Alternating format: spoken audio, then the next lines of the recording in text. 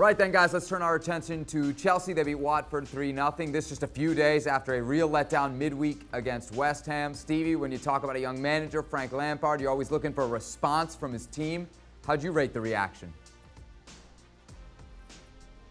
Well, it was definitely a response, and there should have been, regardless of the opposition, the way they played the last time out. At the same time, I bet you Frank wishes he could play Watford between now and the end of the season every weekend.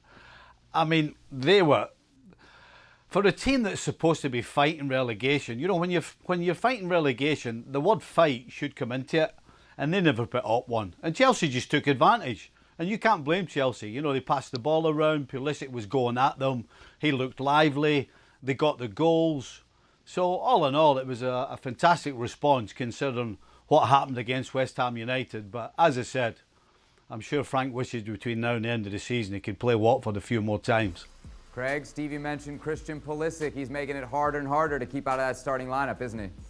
No, I don't think there's any issue about him being in the starting lineup. If he keeps playing the way he is, he looks really sharp. I mean, he's changing pace, he's changing direction, his pace of pass, his link up with Giroud.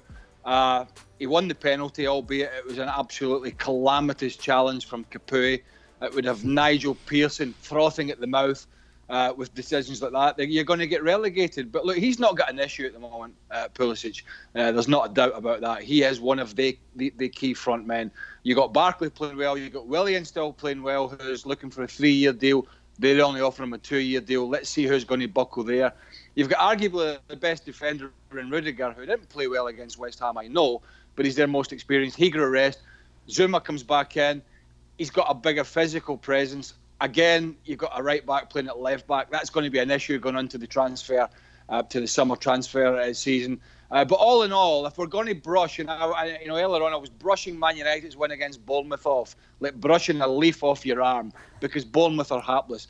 To Stevie's point, you can't really look too much into it. You get the 3 points, you put away that poor performance against West Ham, but then you look at it and say, this was against Watford, and I'm sorry, they were just not the best. Finally, gentlemen, Leicester City 3-0 over Crystal Palace. Their first victory since the restart. Stevie, boy, Leicester City needed this. They needed it badly.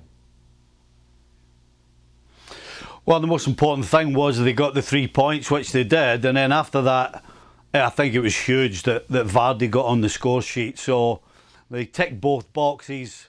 They've got a real tough run in. You know, they've got a far tougher run in than Chelsea and Manchester United, who I think are probably going to be the closest rivals for the top 4 race. So for today anyway, Vardy scoring and 3 points. That really was all that mattered for Leicester. Craig, Vardy gets a brace. Do you think their problems are fixed here? No, I think they're under pressure because of the fixture list. And, Stevie touched on it. Man United is probably the easiest of the lot. We just come off the back of talking about Arsenal, who may think they're back in the race, but they've got Liverpool, Man City, Tottenham and some others that are going to be tough. Look, Jamie Vardy was 24, I think, when he came into the Football League. I saw him play for Fleetwood Town in the FA Cup in my broadcasting days in the UK.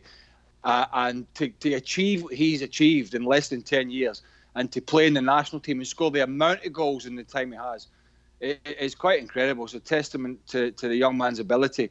And the fact that he never gave up. And that's what Leicester are going to have to do. They're going to have to dig it out between now and the end of the season, because they haven't had a good restart. But Crystal Palace were not at their best. They took advantage of it. And all they need to do now, Leicester, is somehow finish in that top 4. They've been in it all year. They were neck and neck with Liverpool and City for a while. Now they're looking over their shoulder. And they've just got to get it done somehow. And it is going to be close for them, I think, when you look at the fixtures and you look at the way they've been playing. Okay, Stevie, time for your favorite question. One we frequently ask here on ESPN FC. 3 through 6 in the Premier League. How's it going to finish? Right now it's Leicester, Chelsea, United, and Wolves. Today, in this moment, how's it going to end?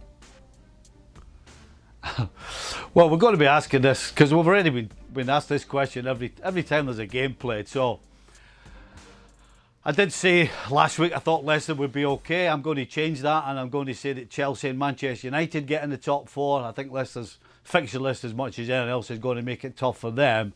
I also thought Wolves would give Leicester a battle for that fifth place, which might be Champions League spots considering what's going on with City. But after today, I was disappointed in Wolves, so I'm going to go Man United, Chelsea and Leicester in fifth. Craig, very much a fluid situation here, 3 through 6 today. Who you got? Yeah, at the moment it's looking like Chelsea in third and United, Manchester United, that is, in fourth. Primarily because they've picked up after the break as they left off.